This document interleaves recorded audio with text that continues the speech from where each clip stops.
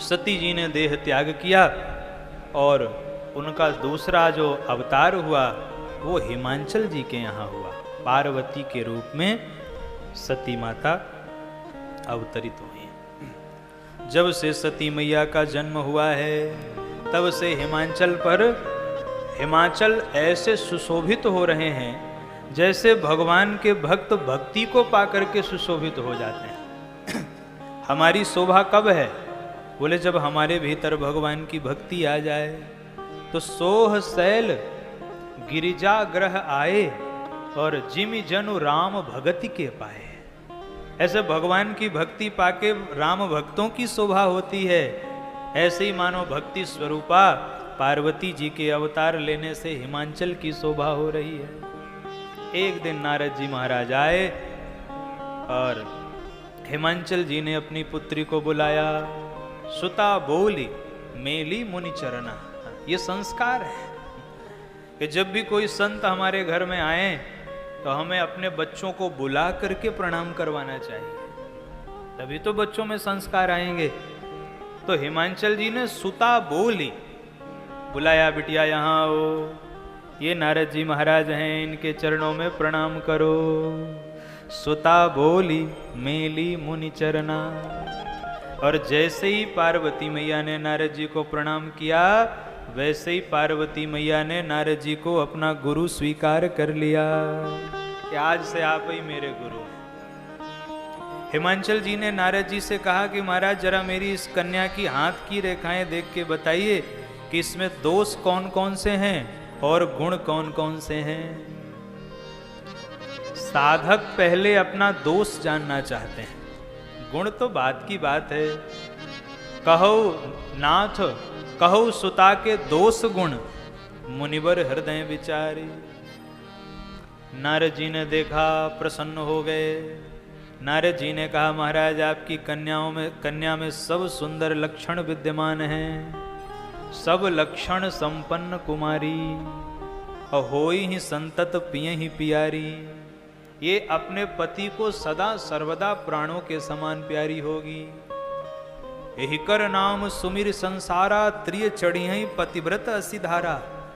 आपकी इस पुत्री का नाम उमा होगा, अंबिका होगा, भवानी होगा, और आपकी इस पुत्री का नाम स्मरण करके ही संसार की माताएं पातिव्रत धर्म का पालन करेंगी। सब सुंदर लक्षण है, बस 2-4 अवगुण हैं। कौन कौन से महाराज? अच्छा देखिए, यहाँ हिमांचल जी ने कहा यह था कि पहले दोष बताइएगा फिर गुण बताइएगा, पर नारद जी पक्के ज्योतिषी हैं ना, तो ज्योतिषी को पता है कि अगर पहले दोष बता देंगे तो फिर दक्षिणा से भी हाथ धोना पड़ेगा। अगर पहले ही ज्योतिषी दोष बताने लगे कि आप में ये कमी, आप में ये कमी, आप में ये कमी है, आप में ऐसा, आप में वैसा, तो व्यक्ति कहेगा महाराज हाथ जोड़ रहे हैं, अब आप कृपा करके पधारिए। तो नारद जी ने सोचा कि पहले ही अगर दोष बता दूंगा तो फिर दक्षिणा नहीं मिलेगी, आनंद नहीं आए। पहले तो खूब भरपूर गुण बताए, ये गुण भी होगा, ये गुण भी होगा, ये। अब जब दोष बताने की बात आई ना तो दोष तो थे कई, लेकिन क्या कह क्या रहे हैं? सुनो जब अवगुण दुई चारी। बस दो चार अवगुण हैं। कौन से? तुरंत सावधान हो गए हिमांचल जी की, कौन से अवगुण हैं महाराज? तो कह रहे हैं कि हे हिमांचल जी, आपकी इस कन्या को जो पति मिलेगा वो अगुण अमान, मातु पितु हीना। अगुण अमान, मातु पितु हीना। उदासीन सब संशय छीना। उदासीन सब संशय छीना। जोगी जटिल अकाम मन, नगन अमंगल वेश। जोगी जटिल अकाम मन, नगन अमंगल वेश। अस स्वामी यही कह मिले,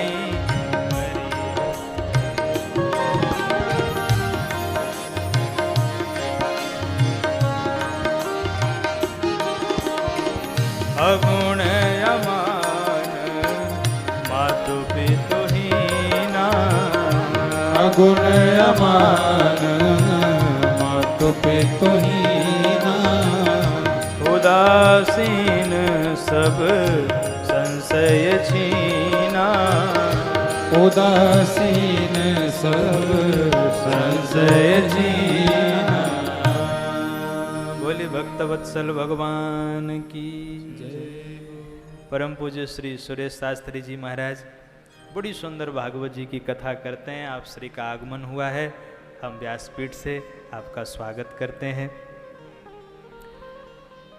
तो श्री नारद जी महाराज क्या कह रहे हैं कि सुनहु जे अब अवगुण दुईचारी, और दो चार कह के गिनाने लगे तो अगुण अमान मातु पितु हीना। अरे आपकी इस कन्या को जो पति मिलेगा वो अगुण होगा, अमान होगा, उसके मैया बाप नहीं होंगे, उदासीन होगा, जोगी होगा, जटिल होगा, निष्काम मन वाला होगा, नगन होगा, अमंगल वेशधारी होगा।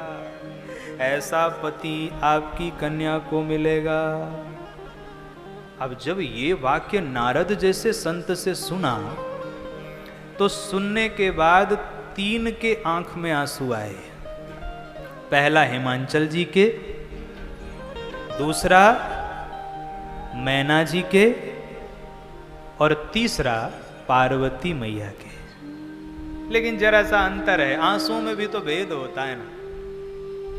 पार्वती मैया के आंखों में प्रसन्नता के आंसू हैं, हाँ, पर मैना जी की आंखों में दुख के आंसू हैं। दशा एक, इसीलिए तो गोस्वामी जी ने लिख दिया कि दशा एक समुझब बिलगाना। दशा तो एक है पर समझ में भिन्नता है।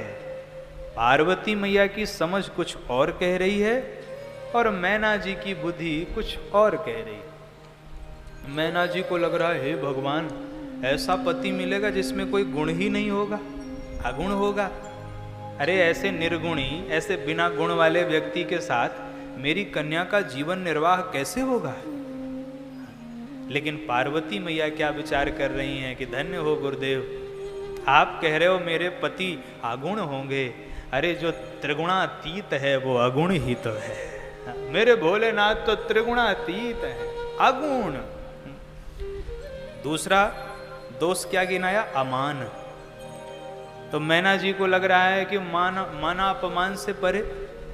अच्छा, ऐसा व्यक्ति भी समाज में ज्यादा सम्मान नहीं पाते हैं। किसी ने धक्का देके निकाल दिया तो कोई प्रभाव नहीं पड़ा, किसी ने माला पहना दी तो कोई प्रभाव नहीं पड़ा, अमानी होगा। तो लेकिन पार्वती मैया को लग रहा है कि गुरुदेव मेरे प्रभु अमानी हैं। क्यों? क्योंकि मान तो वहां होता है जहां ज्ञान नहीं होता। ज्ञान मान जहां एकौ नहीं, और जहां ज्ञान है वहां मान नहीं। मेरे भोलेनाथ तो अखंड ज्ञान स्वरूप हैं, इसलिए वहां मान हो ही नहीं सकता। मातु पितु हीना। मैना जी को तो लग रहा है कि मेरी बिटिया को सास ससुर का सुख नहीं मिलेगा। और पार्वती मैया को लग रहा है कि जो स्वयं सारे जगत के माता पिता हैं, उनका माता पिता भला संसार में कौन हो सकता है। उदासीन, तो पार्वती मैया की दृष्टि में उदासीन कौन है? जो हानि लाभ में उदासीन है, सुख दुख में है, वो उदासीन। तो हमारे भोलेनाथ उदासीन, सब संशय छीना, सारे संशयों से परे। संशय कहां भोलेनाथ के पास हो सकता है? जोगी। और कैसा जोगी? ऐसा जोगी, ऐसा जटिल, जिसके शीश से गंगा की रसवंती धारा प्रकट हो रही है। जोगी जटिल, अकाम मन, नगन अमंगल वेश। तो पार्वती मैया तो प्रसन्न हो गई कि आपने जो जो लक्षण गिनाए हैं ये सारे लक्षण मेरे स्वामी में घटित हो रहे हैं। इसलिए गोस्वामी जी को लिखना पड़ा दशा एक समुझब बिलगाना। दशा तो एक थी, दशा माने रो तो सब रहे थे, बस समझ में अंतर था। अब हिमांचल जी कह देते हैं कि महाराज कोई उपाय। नारद जी ने कहा उपाय तो कछु नहीं है। क्यों? बोले जो लिखा है विधाता ने वो तो होके ही रहेगा, उसमें क्या उपाय चल सकता है। हाँ लेकिन एक उपाय है। अब संत कितना ही शास्त्र की दुहाई दें पर उन पर उपाय तो होता ही है। नारद जी ने एक उपाय बताया। क्या?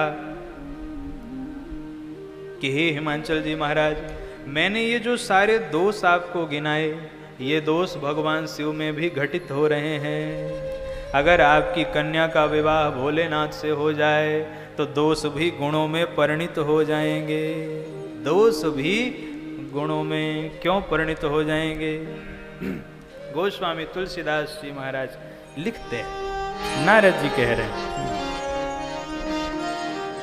समरथ कहो नहीं दोष गोसाई, समरथ कहो नहीं दोष गोसाई, रवि पावक सुरसरी की नाई, रवि पावक सुरसरी की नाई, समरथ को नहीं दोष गोसाई, समरथ को नहीं दोष गोसाई, रवि पावक सुरसरी की नाई, रवि पावक सुरसरी की नाई, रवि पावक सुरसरी की नाई, रवि पावक सुरसरी की नाई।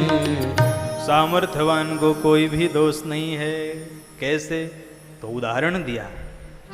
नारद जी कहते हैं जैसे रवि को दोष नहीं है, पावक को दोष नहीं है, गंगा मैया को दोष नहीं है, क्योंकि ये सामर्थ्यवान है।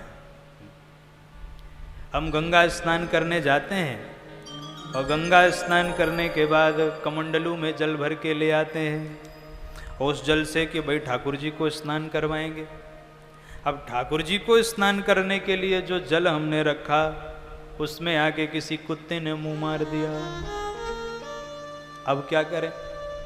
बोलो भाई, अब उस जल से उस गंगा जल से क्या ठाकुर जी का अभिषेक करेंगे? नहीं करेंगे। क्यों नहीं करेंगे?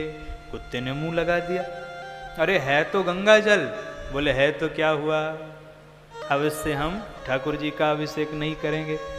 लेकिन गंगा जी में तो जाके देखिए तो हजारों कुत्ते एक साथ कूद के स्नान करते हैं, गंगा मैया तो अपवित्र नहीं हो जाती। कहने का भाव क्या?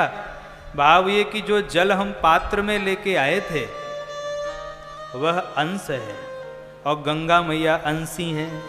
इसी प्रकार हम सब ईश्वर के अंश हैं, भगवान हमारे अंशी हैं। हम में दोष हो सकता है पर परमात्मा में कोई दोष नहीं हो सकता है। इस प्रकार नारद जी ने समझाया।